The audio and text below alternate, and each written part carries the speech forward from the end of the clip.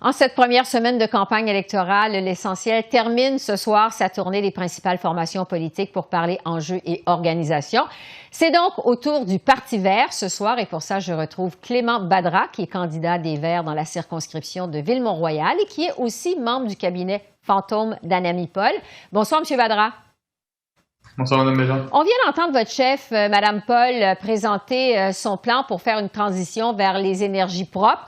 Quels sont les enjeux environnementaux sur lesquels le Parti vert compte faire campagne?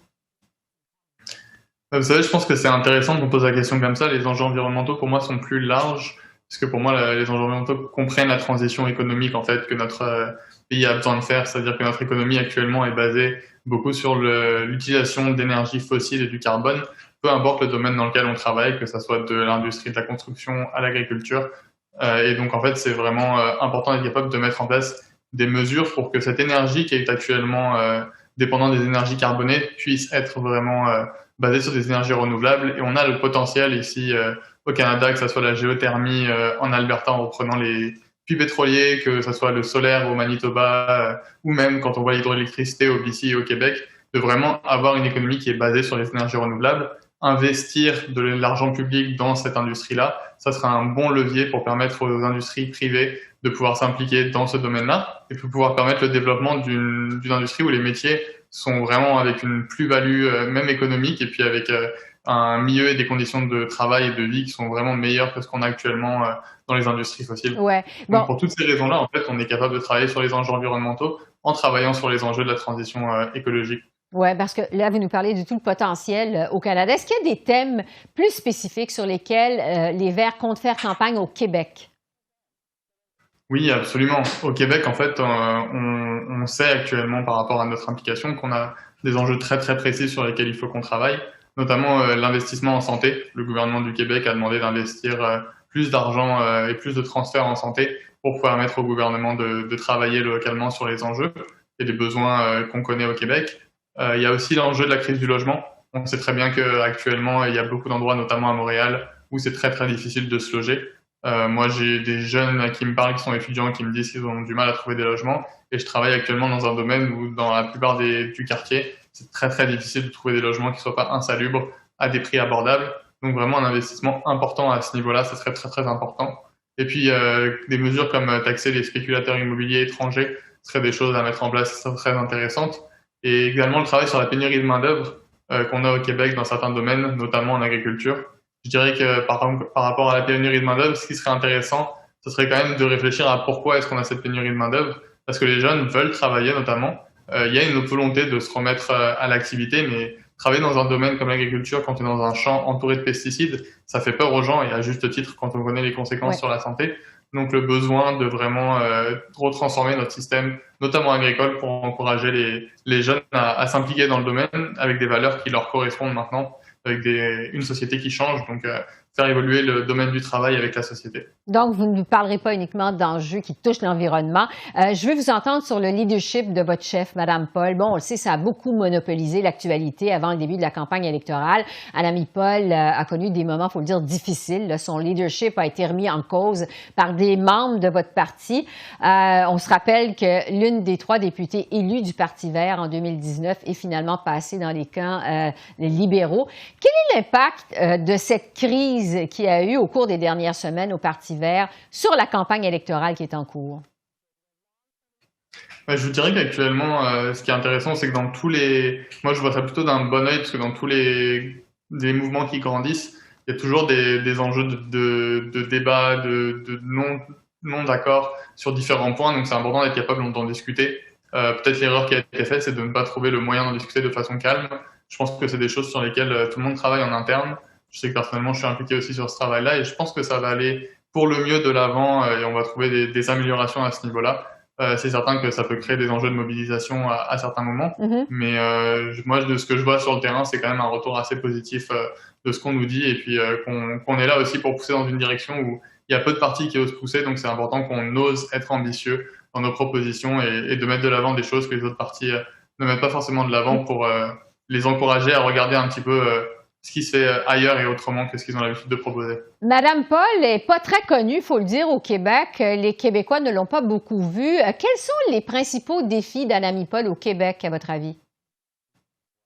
Ben, vous avez mis le doigt sur la plus grosse difficulté, c'est d'être capable de se faire connaître d'une population qui n'a pas eu l'occasion de la rencontrer. C'est quelqu'un qui est bilingue, qui parle très très bien français, qui fait attention à la manière dont elle s'exprime, même lorsqu'elle est hors du Québec, de bien mettre l'équilibre du français et de l'anglais dans ses conversations, parce que c'est important de représenter la langue française même en dehors du Québec, pour les minorités francophones dans le reste du Canada.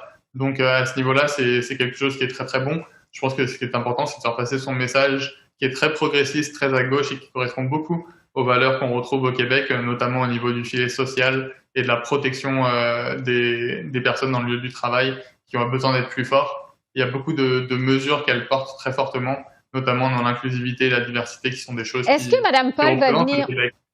Est-ce que Mme Paul va venir faire campagne au Québec? Parce qu'on ne l'a pas vu jusqu'à maintenant. Il y a peu de chances qu'elle se déplace, notamment à cause de la crise sanitaire. C'est vraiment quelque chose qu'on essaye d'éviter de faire en tant que parti, de multiplier les déplacements à travers les provinces. Oui. On écoute les experts scientifiques à ce niveau-là, et donc même si c'est une campagne électorale, je pense que les élus devraient être exemplaires et les représentants politiques. Et donc c'est pour ça aussi qu'elle préfère éviter les déplacements un petit peu à travers le pays. Sur les visées du Parti vert au Québec, on le sait, jamais un candidat des Verts n'a réussi à remporter un siège dans la province. Pensez-vous qu'une percée des Verts au Québec, c'est possible? Absolument. Moi, comme je le mentionnais, je pense que c'est le Québec est une des provinces qui est les plus progressistes et les plus à gauche au Canada, et on voit qu'il y a un terreau fertile pour ce type d'idées que nous mettons de l'avant. Et même si c'est pas à ces élections-là, je pense que c'est important de continuer à mettre de l'avant ces idées-là pour encourager tout le monde à se renseigner, à regarder ce genre de choses-là. Est-ce qu'il y a des circonscriptions je m'excuse, je vous coupe parce que le temps file. Est-ce qu'il y a des circonscriptions dans lesquelles le parti entend concentrer des efforts au Québec? Actuellement, on n'a pas de circonscriptions précises sur lesquelles on travaille. On veut vraiment être capable de mobiliser le mouvement et d'encourager les mouvements qui luttent pour la justice sociale et la justice environnementale à tous les niveaux de gouvernement également. Actuellement, au Québec, il y a aussi une belle vague qui se met en place pour les campagnes municipales qui se mettent en place. Donc, c'est vraiment être capable de participer à la construction de ce mouvement progressiste et solidaire à l'échelle de la province aussi. Et vous, dans Ville-Mont-Royal, bon, on le sait, c'est le libéral Anthony Housefather qui détient la circonscription. Comment s'annonce votre campagne dans Ville-Mont-Royal? Ça va être une super campagne, honnêtement. J'ai déjà un petit peu commencé à aller sur le terrain, et puis je travaille personnellement dans le milieu communautaire à ce niveau-là, et puis je connais les défis et les enjeux que la communauté à laquelle la communauté fait face. Je pense que c'est important de répondre à des choses auxquelles il y a beaucoup d'enjeux auxquels on n'a pas répondu ces dernières années, notamment au niveau du logement social. C'est vraiment un enjeu vraiment important sur lequel le gouvernement fédéral devrait poser des engagements et pour lequel on devrait mettre beaucoup plus d'argent et beaucoup plus d'efforts sur la table. En terminant, donc à ce niveau-là, c'est intéressant. Il nous reste quelques secondes. Je veux vous entendre en terminant sur un des enjeux justement qui a dominé la campagne électorale jusqu'à maintenant, celui de la vaccination obligatoire des fonctionnaires et des passagers. Quelle est, à vous, votre position sur cet enjeu et la position du Parti vert aussi? Absolument. Mais en fait, ce que je pourrais vous dire, c'est que c'est très important d'écouter la science à ce niveau-là et qu'on encourage tout le monde à se faire vacciner au maximum possible. Le seul enjeu qu'on mettrait de l'avant, c'est qu'il y a quand même des populations, pour des raisons de santé, qui ont des difficultés à vouloir se faire vacciner ou à pouvoir avoir accès au vaccin. L'accès au vaccin est aussi un enjeu pour certaines populations. Mais le plus gros enjeu auquel il faudrait faire attention, c'est le potentiel traumatisme de certaines communautés que certaines communautés ont eu envers le système de santé. Et donc, c'est prendre ça en considération lorsqu'on met ce genre de mesures en place, parce que pour certains, c'est vraiment un trauma intergénérationnel en lien avec les relations qu'ils ont avec les systèmes de santé. Clément. Donc, c'est absolument important d'écouter les scientifiques, mais lorsqu'on met des politiques publiques en place comme ça, il faut avoir l'oreille pour ces populations-là qui ont eu un vécu historique qui justifie une forme de crainte. Clément Badra, c'est tout le temps qu'on a. Clément Badra, candidat du Parti vert dans Ville-Mont-Royal. Merci beaucoup. Merci. Merci à vous. Au revoir. Merci.